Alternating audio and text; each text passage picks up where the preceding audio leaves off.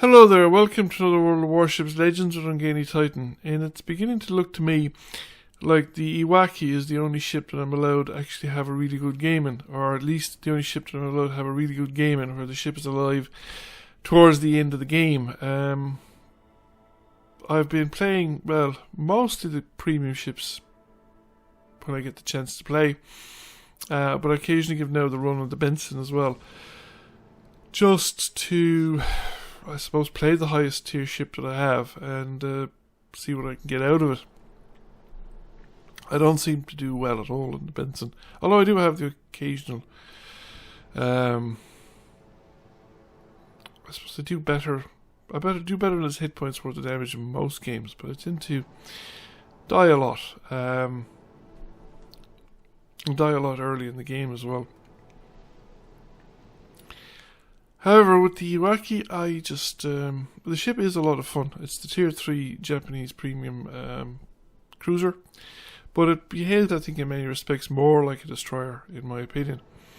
It's mostly you're dependent on the torpedoes to do any serious damage. The guns are quick firing, but they're not up to much. Although they do seem to be reasonably decent at setting fires. You have smoke and sonar, but no, I suppose that's it. That's your two consumables, and you've only got 2 charges of smoke. I think of the extra charge of sonar because the captain, it's a special captain ability. So I come around into, like, I find in these, especially these east-west standard battles, that you have to be aggressive, fairly aggressive, in either attack or defense of the enemy's base or defense of your own base. So I've come across them out of the channel on one side. I've laid smoke as soon as I was spotted, and I dropped some torpedoes on a possible path for the Phoenix to come in. And the idea then is that I just keep going across the channel. I'll have the opportunity of laying down some torpedoes on the other side as well, just in case anybody goes around the corner. Now there's a Congo out there, and he's not directly heading for the corner.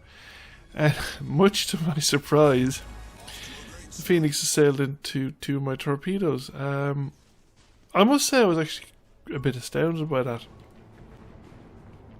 It's netted me a first blood and a devastating strike, I think, if I'm reading the medals correctly. I was actually surprised. I mean, the Iwaki is essentially a torpedo boat. Its principal offensive weapons are torpedoes. The guns are actually not up to much. We've only got 4 of them, and they're not terribly powerful guns. Now, the torpedo reload in this thing is pretty fast, so I'm actually waiting here in case something gets spotted. I'm going to tuck into the corner, because I'll still be able to get my torpedoes off from amidships and from round about here, but I won't be immediately obvious to anybody coming around the corner, at least from the side that the Congo is on. Because the Congo can't just afford to let us take this. I mean, this is the cap. This is the winning of the game. So if this isn't contested, well, we're about a quarter of the way there already. So I launched some more torpedoes, and I have battleship support. There's another ship on the other side. Now the smoke screen on the Iwaki doesn't last a whole lot, so I don't know if the smoke screen is still going. But they were there anyway, and they were actually originally behind my smoke screen, and of course the Phoenix was destroyed, so they weren't. And sure enough, I managed to get another torpedo hit here on the Congo. And he's sailing broadside across to our own Congo, admittedly now. I don't know whether it's the smart thing for our Congo to have done. But I think the enemy Congo's gotten the worst of it, because he's gotten hit. Obviously he got hit by torpedoes, which our ally didn't. And there's another Phoenix, much further out, but he's on fire. And it looks like he's taking fire from our cruiser. So our cruiser is pushed out far enough. Now the thing is, the cruiser is also going to run into fire from the Congo.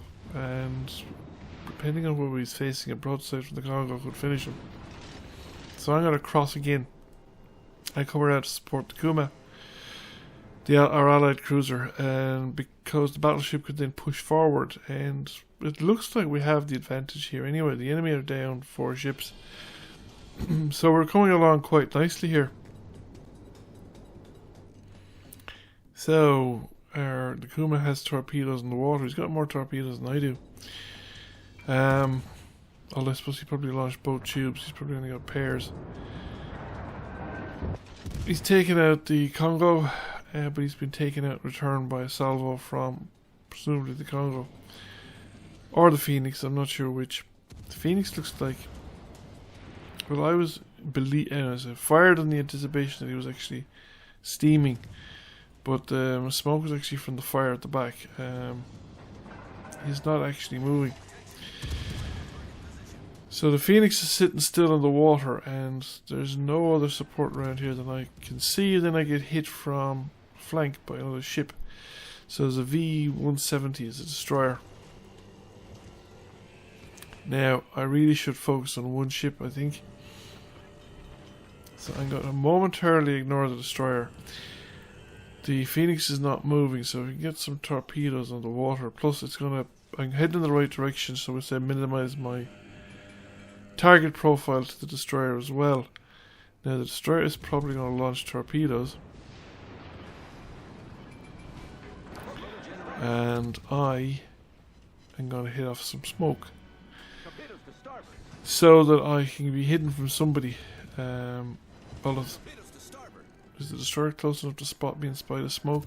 I didn't think he was initially, but he's got torpedoes in the water, and it looks like I've managed to slow down, reverse up in time to avoid them. So we've set fire to the destroyer.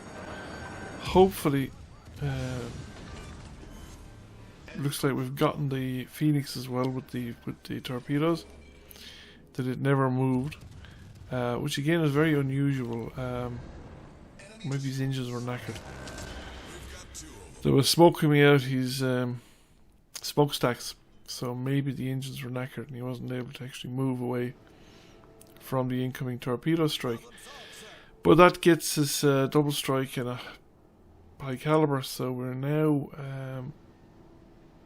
we're massively ahead. We've got a ship in their cap circle, and they have no ship in. Well, they have ships somewhere near us, but there's one north and one south. So I thought I'd turn around to help our battleship in case the one south turned around, but it looks like the one south was the Ishizuchi, and somebody's just taken him out. The remaining enemy cruisers are way off over on the other end of the map, and we're 3/4 of the way capped, so I'm just going to go in and join with the cap circle, bring this fight to a close, and I think this might be the biggest handful of medals that I've gotten. 4 medals, certainly on the Iwaki, possibly altogether. 3 kills. So now it's just a matter of closing off the finishing the capture, getting the assistance capture,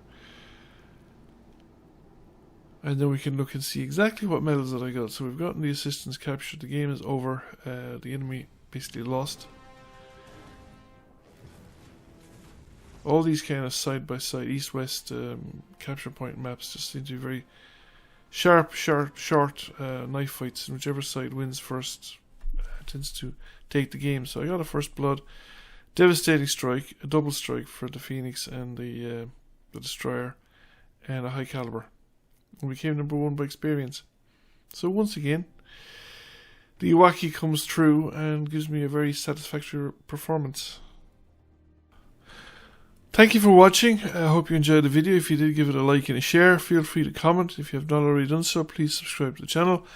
I will catch you all again soon. Bye for now.